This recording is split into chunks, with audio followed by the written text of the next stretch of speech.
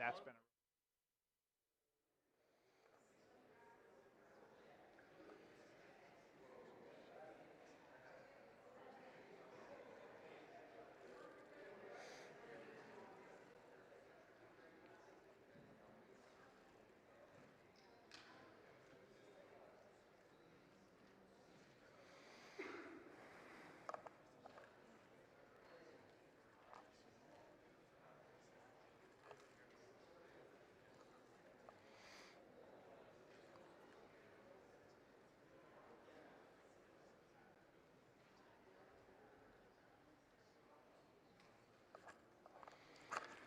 All right, well, good morning again. And I'll encourage anyone that's in the gathering space to come on in. I feel like that's what happened last time. All of a sudden I looked up and there were 40 more people in here after the first minute. We're a church that loves to gather and to fellowship, and that's great. I don't want to discourage that. I need to make one important announcement this morning, and that is that next week, and next week only, this class will not meet here. We'll actually meet in the gym. And that's just because we need to make accommodation for our music camp this year, and we only have so many large spaces to utilize. So next week, we are meeting, but we will meet in the gym. And as I understand it, the live stream will still be available next week. So I got in trouble in a couple different ways after the first class, which is not unusual. First, I completely neglected to pray at the start of our class. And I don't say that to mean that we just pray out of some rote, well, we should pray before Sunday school. But we're dealing with some weighty things here, some things that require wisdom, and I should have done that. So before we really get started, let me open with prayer. Heavenly Father, we give you praise this morning for the beauty of your creation, for a day of Sabbath rest that you've set aside and told us to prioritize worship and rest. And we thank you for the rhythm of the week and the way that renews our minds and our bodies. And we thank you for the opportunity to learn from your word, to hear your word preached, and also to learn more about the Christian life and how we as believers should relate to the world around us. And we pray that this morning you would give us the wisdom that comes through your Spirit alone, and that you would open our hearts and our ears and our minds, that we would see you in a greater way. And we just pray all these things in Jesus' name. Amen. Okay. So, the second thing I got in trouble for last week was the live stream, again, is sort of new to me, and I didn't really pay attention to that. There's a very hard cutoff on the live stream. So I apologize that those that were live streaming missed probably a good 5 minutes of what I was saying. And just to fill you in, O.J. Simpson was not guilty, okay? At least in the criminal trial. I'm not exactly sure how much got cut off. I didn't actually watch it, but I'll try to do better today and end on time. But we, again, welcome those of you who are joining us via live stream. So if you picked up, and hopefully you did, an outline on the way in, they should be out there if you didn't. I included 2 quotes in your outline this morning, and both of these I believe I read last week, but I didn't necessarily have them in front of you. And they're both from Dr. Vern Poitras, and I think they both kind of help us focus on our topic today. And so I just want to read those again, and you can follow along with me there. Contrary to secularist myth, Science, in practice, is innately and irrepressibly religious. It serves either God or idolatry, but one of the features of idolatry is deceit. In this case, idolatry conceals from itself that it is idolatry. That quote is from his book, Redeeming Science, which I will be referencing more this morning. Again, highly recommend this book. It's a heady read, but extremely worthwhile. And I'll read his second quote here. God is so faithful in the ways in which he makes grass grow and the winds blow that we can give detailed descriptions of the regularities. Scientists, at their best, are merely describing some of the regular ways that God comprehensively rules the world. Great summary of where we're going to go this morning. I also think it's very appropriate as we get into this topic, and really this entire class, all the subjects that we're going to cover here, to remind ourselves of Romans chapter 1. And I'll just read starting in verse 18. For the wrath of God is revealed from heaven against all ungodliness and unrighteousness of men, who by their unrighteousness suppress the truth. For what can be known about God is plain to them, because God has shown it to them. For his invisible attributes, namely his eternal power and divine nature, have been clearly perceived ever since the creation of the world in the things that have been made. So they are without excuse. For although they knew God, they did not honor him as God or give thanks to him, but they became futile in their thinking, and their foolish hearts were darkened. Claiming to be wise, they became fools, and exchanged the glory of the immortal God for images resembling mortal man and birds and animals and creeping things. And if you were in the early service already this morning, Dr. Walker referenced that futility of our minds that we're all subject to. And the more that I have studied the book of Romans, it just become so rich to me, and in particular, that passage, as we relate to the world around us, and as I get older and just experience more things, and I think most of you will agree, the more you read that passage, it just helps us make sense of what's happening around us in our culture, in just our secular world. And in particular, that God has made himself plain to us. Plain. Because he's shown himself in his creation. And Paul says these things have been clearly perceived. We have senses that God has given us. We can perceive the world around us that he has made, and we can see him. But what do we do with that? We suppress it. We push it down, and we do our best to say, that's not what I'm seeing. That's not what I'm perceiving. It's not God, it's something else. We don't want God to be part of our world. And then we go a step further and we claim to be wise. And if anything, this passage should humble all of us.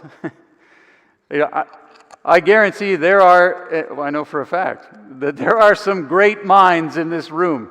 I don't count myself one of those. But there are great minds in this room and in this church and in our community and in this world. Intellects that just are dizzying. And we can appreciate that, and we should celebrate that as God's good gift. But we also need to be willing to say that the wisest among us, when we claim to be wise, have become fools. And we've all exchanged the glory of the immortal God for images resembling mortal man and birds and animals and creeping things. Now, when we talk about that, we think immediately of idolatry in the sense of, well, images, a statue of a man. You go to the ruins in ancient Greece and Rome, and you see these giant statues of the gods, and you say, well, I certainly don't bow down to a statue of a man, or I don't have a little carved bird in my house that I regularly kneel down before. And that might be the kind of idolatry that we immediately assume is being talked about. And of course, that's part of it.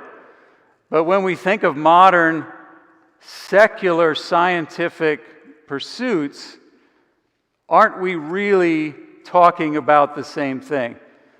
We're setting up images that resemble the world around us, and we're worshiping them in a sense. And so what I want to try to address this morning is kind of this age-old question: are faith in God and science compatible? Can the two things live together? Can they complement each other? Or is it necessary that they just be in conflict? And I mentioned last week that a lot of us grew up just more or less being told that, yes, in fact, those two things are in conflict and cannot coexist in any meaningful way, at least from a secular point of view. And so we want to get into that this morning and come at it from and I'm going to use the word religious. I don't like that word. I'll talk more about it. But I want to come at it from a faith-based point of view and say, is that really the case? And have we kind of been sold a bill of goods there in terms of this supposed conflict between science and faith? So, can we believe in God and still see value in science, and vice versa? Or is belief in God just representative of a lack of explanation versus the real explanations that science provides? Now, many of you are probably familiar with the phrase God of the gaps. You might have heard that. That actually can be traced back to Friedrich Nietzsche in his novel Thus Spoke Zarathustra, where he said, into every gap they put their delusion, their stopgap, which they called God.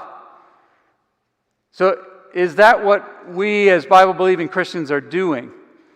Are we just simply saying, well, I don't really understand how this happened, so I'm just going to say that God did it, and that's my stopgap. I'm going to put that plug in there because I don't have a good enough explanation for it. And that's kind of what we're often accused of doing as Christians. Well, you don't understand the science behind it, so you just say God did it. And that's a God of the gaps philosophy. Are we no different than ancient people who might have looked up and saw lightning in the sky and heard thunder?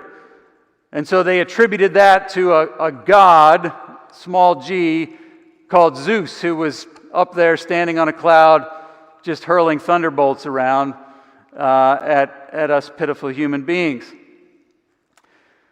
I used to work with a guy who I think he would have described himself as at least agnostic, probably leaning towards atheistic. But despite that, we got to be pretty good friends. I mean, we worked together for a number of years, and we always had good-natured discussion. We'd go out for lunch and things like that. But he used to kind of like to throw some zingers at me sometimes, and he would say things like, "Oh, people used to think every time someone got sick, it was because they displeased the gods or they had a demon. And that was before we discovered what germs were. He liked to kind of to egg me with things like that. Well, does he have a point? Has the human race kind of outgrown its need for faith in a deity, in God, now that science gives us more reasonable explanations? Well, I think you can probably guess where my opinions lie on that, but I want to really talk this through and see how we can come at this in a different way.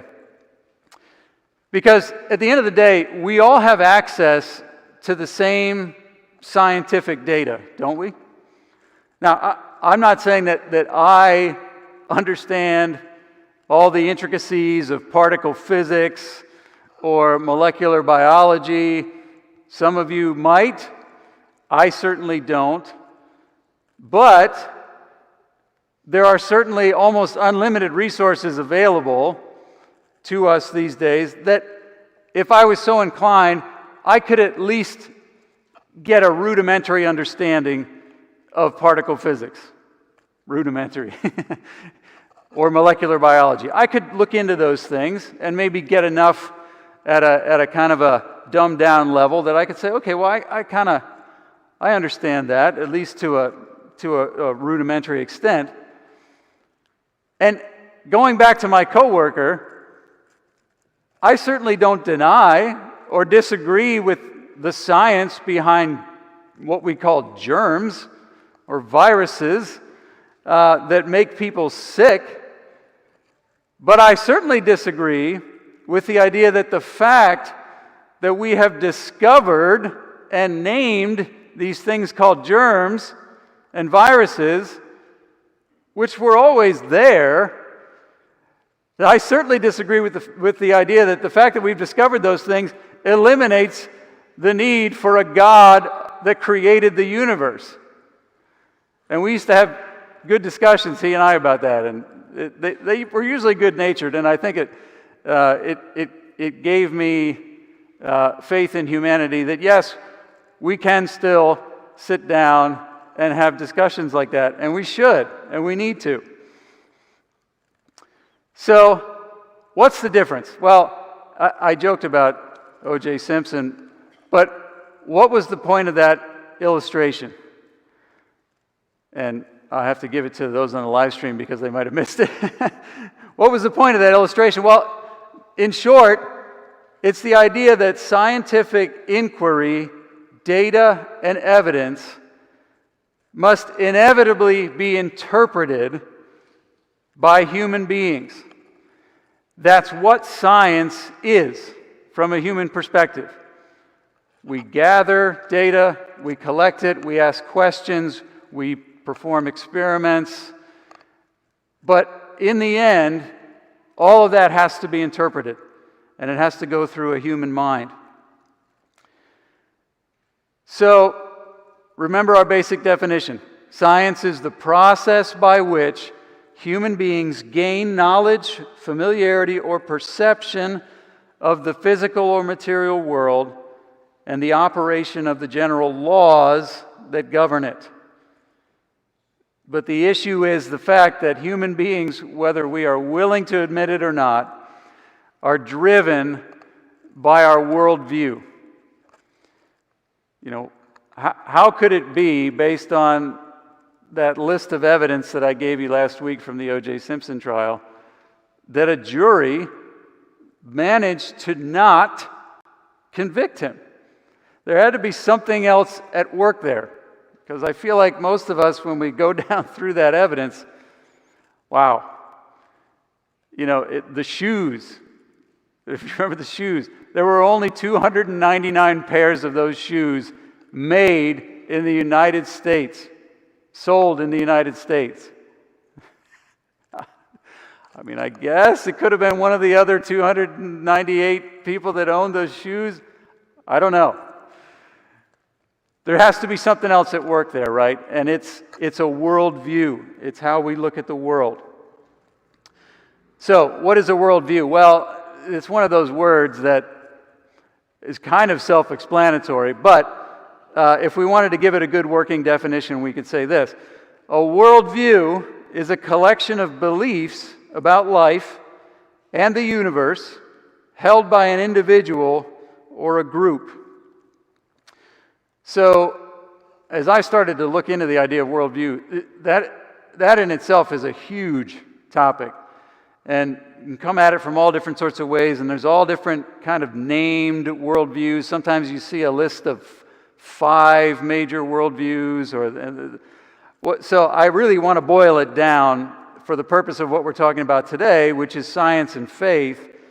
I want to limit us this morning to just 2 fundamental worldviews, because really, in this discussion of science and faith, these are the 2 that kind of tend to come head to head.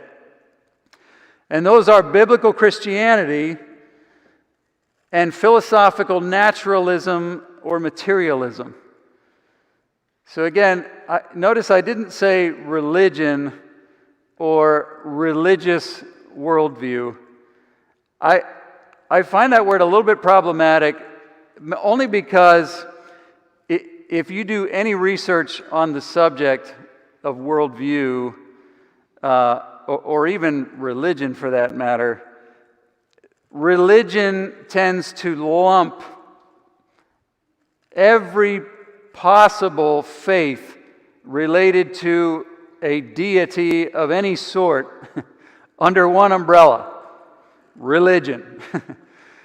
And you and I know that the religion that we are practicing here this morning is not the same as the wider term world religion.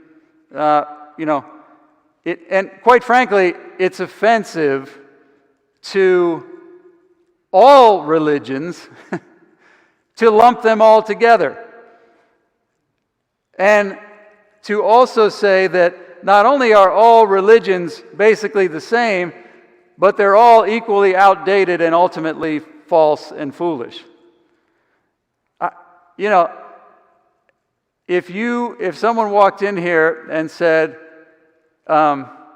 pulled me aside and said, this is a beautiful church, and there's a lot of people that come in here, and you all seem very serious about what you're doing. You don't actually believe what's in the Bible, though, do you? I mean, you don't think it's true. And I mentioned last week, that just call me dumb. Just call me an idiot. I'm okay with that. But don't beat around the bush and lump all religions together and just kind of say, well, sure, you can practice your religion, that's fine, but just don't tell me that it's true. I would not be standing here if I didn't think the Bible was true. And I wouldn't walk into a mosque downtown and walk up to the imam there and pull him aside and say, just between you and me, you don't actually believe that the Quran is true, do you?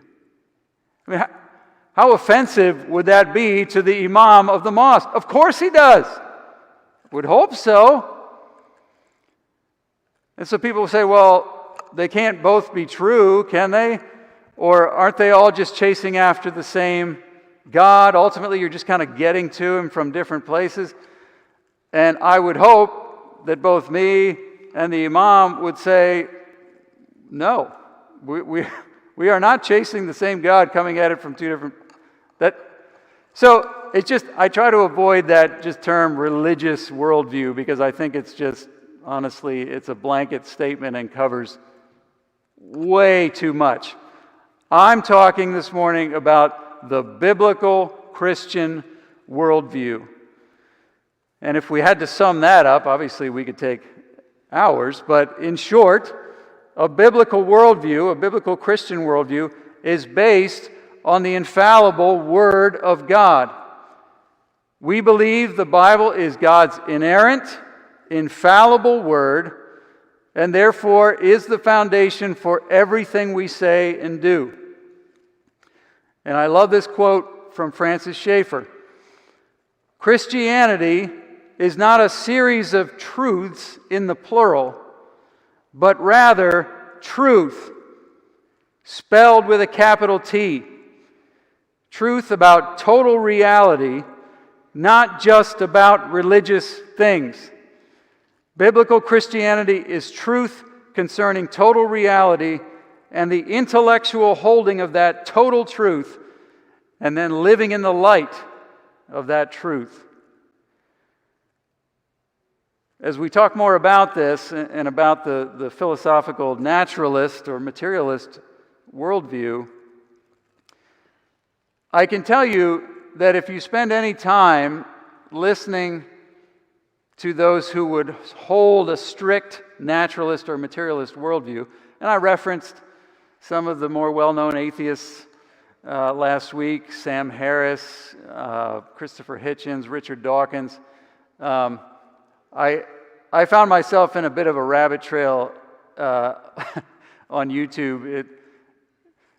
You got to be careful with YouTube. YouTube is a bit of a cesspool, but you can find useful things there. And I became a bit of a sport for me to search on YouTube for the best arguments against God.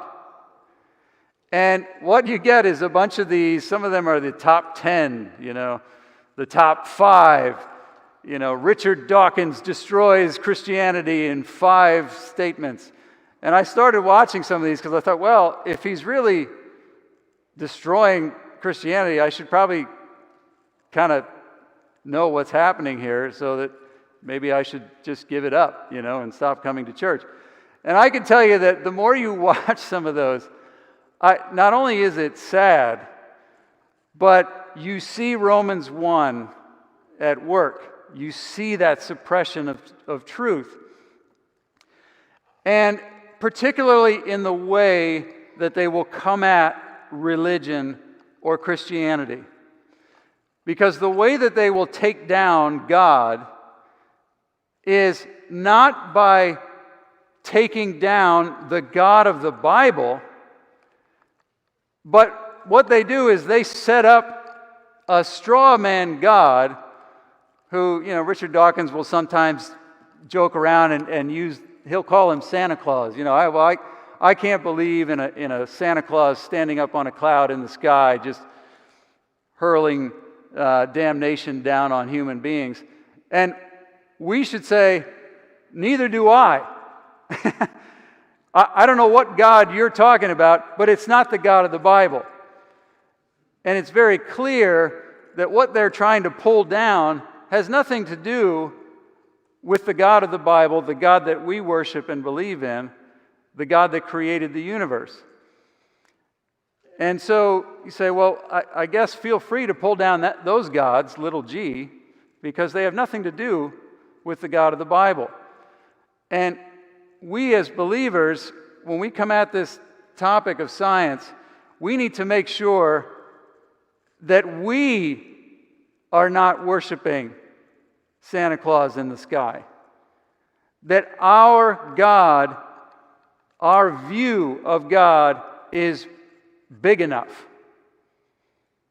Now, we're human beings, we're finite. We can't fully comprehend God. But our view of God needs to be as big as our brains can handle. And when you look at what's being pulled down by those who would oppose Christianity from a naturalist point of view, it's not that God. And we can take comfort in that as many top tens as they want to pull out, those arguments are not going to destroy the God of the universe. Well, let's talk a little bit then about philosophical naturalism or materialism. If we had to sum that up, naturalism is the idea or belief that only natural laws and forces, as opposed to supernatural or spiritual ones, operate in the universe. Adherents of naturalism or materialism would assert that natural laws are the only rules that govern the structure and behavior of the natural world. and that the changing universe is at every stage a product of these laws. And it's appropriate to quote Carl Sagan here. The cosmos is all that is, or ever was, or ever will be. How many of you remember watching the show Cosmos? Right. He would open every show with that statement. Well, I also want to point out there's a word that appeared a good number of times in that definition. Did anybody catch it? It started with an L. Laws. Right. It was all over the place. Natural laws and forces. Natural laws are the only rules that govern the structure. The universe is at every stage a product of these laws. We're going to get into this towards the end of class, but that becomes really, really important as we try to reconcile these two things. So, I think it's pretty easy, even just in looking at those brief definitions, it's easy to see how, when confronted with the same scientific data, two people holding those two distinct worldviews would process that data in radically different ways. And we need to be aware of that. However, I think it's equally important to point out that there is a lot of common ground between, believe it or not, between those two worldviews as it relates to science. And we should explore that and embrace it and be okay with it. There is common ground. We don't need to immediately drop into our fighting stances every time we bump into someone who is clearly coming at things from a naturalist or materialist point of view. And in fact, exploring that common ground can be a way to start to build bridges and to say, you know what, I'm not sure we're talking about two different things. I think we're just calling it two different things or using two different names for it. So what is some of this common ground that we might have? Well, naturalists and theists or Bible-believing Christians should recognize that we are not arguing about the vast majority of scientific issues related to how the world operates. We don't disagree when it comes to things like the theories of electricity that power these lights, or this sound system, or our phones, or our air conditioners. I know a little bit about electricity, enough that I've shocked myself a couple times trying to do things at home. I understand how a circuit works. You know, when you break a circuit, the lights go out, the electricity stops flowing. When you close it, the electricity flows again. I was fascinated by that as a little kid, and still am. We don't disagree about things like Bernoulli's principle, or at least if you've ever stepped onto an airplane and allowed it to take you 30,000 feet up in the air, whether you knew it or not, you were putting your trust in Bernoulli's principle. I was also fascinated with airplanes as a kid and learned early on about why an airplane's wing is curved on the top and flat on the bottom, because the principle of the air flowing over that and fluid dynamics causes lift and takes that gigantic metal thing and somehow lifts it up into the air. And I don't disagree with any of that. It's a good description of how it works.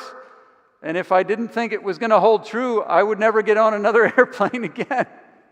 I don't know how many of you have thought about that when you're on an airplane.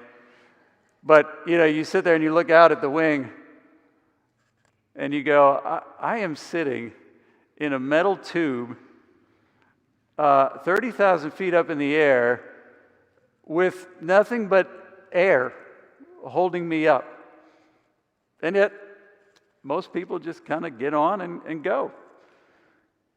So we don't disagree on these things, on the principles behind these things. We all drive cars, the internal combustion engine. There's all kinds of science going on there. That's great. I don't disagree with any of that, and we shouldn't. But why is it that we can agree on those types of things? Because according to our definition of good science, those things can be reliably and repeatedly tested and observed.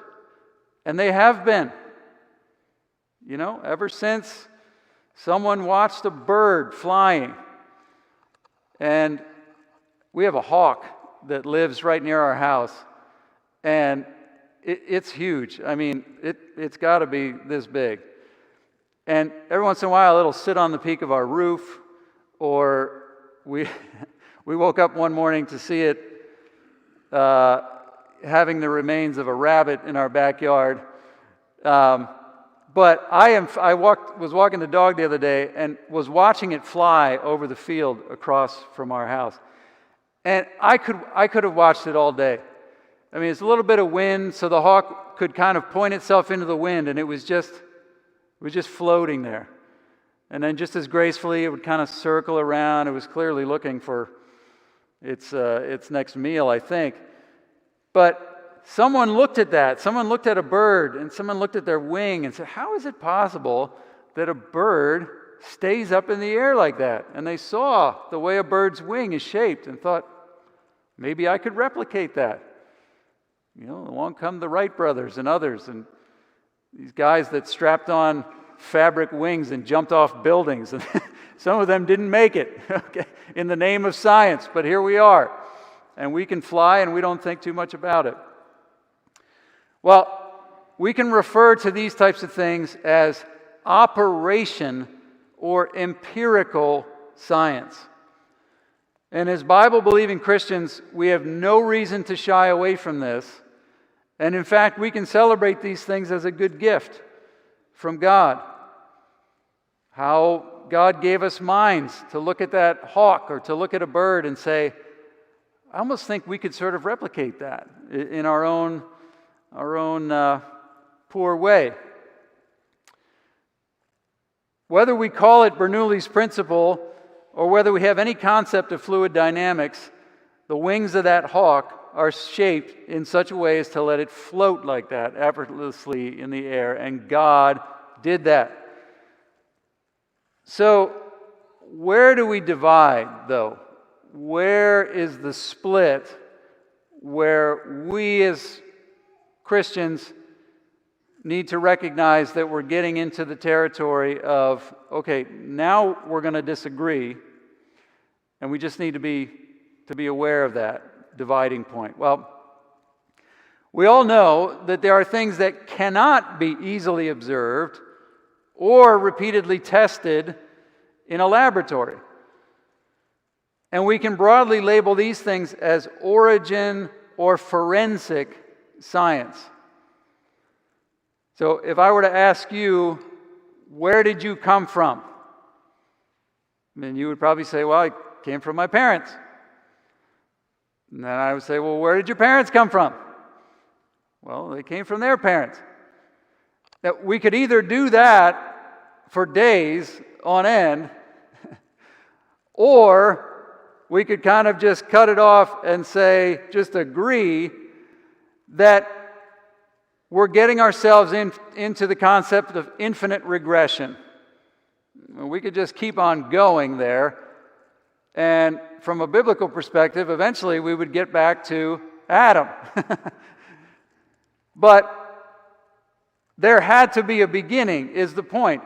And there is not much disagreement in the scientific community on that point. You say to somebody, do you believe in infinite regression?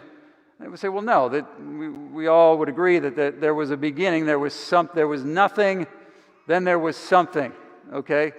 And again, we would use different labels for that, but there had to be a beginning. There was a time early on where many scientists believed that the universe was eternal. That has since completely fallen out of fashion due to evidence and increased observation. You know, we have these amazing tools now. The Hubble telescope. If you've ever taken the time to look at the images that have been captured by the Hubble telescope, and now we have these probes that are just way out to the edge of our solar system, and we get these pictures, we get these signals, and they are amazing. But we have to, it prompts us to ask these questions. If there was ever nothing, how is there now something? And now we're going to get into a split, a divide in the two worldviews. These are not questions, despite what people would argue, these are not questions that a purely naturalistic worldview can answer. And in fact, it's appropriate for us to turn that God of the gaps argument around and say, what about a natural law of the gaps argument? I don't want to say that God did it. It's due to a natural law. Okay. That seems like a bit of a stopgap, too.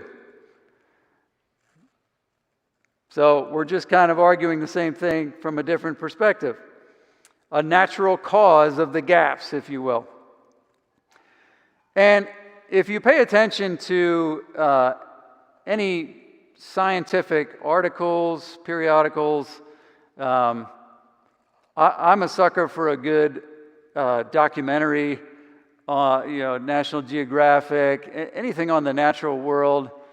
We were watching. We've got watching a couple. The one was called. What was it called, Michael? Yeah, that's right. I don't remember either. And then I was watching another one the other night. They're all hosted by David Attenborough. That's all I can tell you. I could hear David Attenborough talk all day long. But these shows will go into these elaborate, and the photography, the cinematography is amazing. And just the colors of our world, under the ocean, just the wildlife in the rainforest, all these things are incredible. But at some point, you'll hear something like, what we don't yet know is ... Or, what scientists are still trying to find out is ... And you fill in the blanks. Every time. It'll be stated in different ways. Now, I'm glad that we're willing to admit it, right? I mean, I'm glad that we're willing to say, listen, we could explore the world for the next 1,000 years if God allows us to. We'll never get to the bottom of it all. So that's a good thing that we're willing to say that. But what we're saying is there are things that we can't explain from a purely naturalistic worldview or point of view. The bottom line is, if science deals strictly with natural causes alone, then there is no way science can tell us anything positively or negatively about supernatural causes. Science cannot kill God.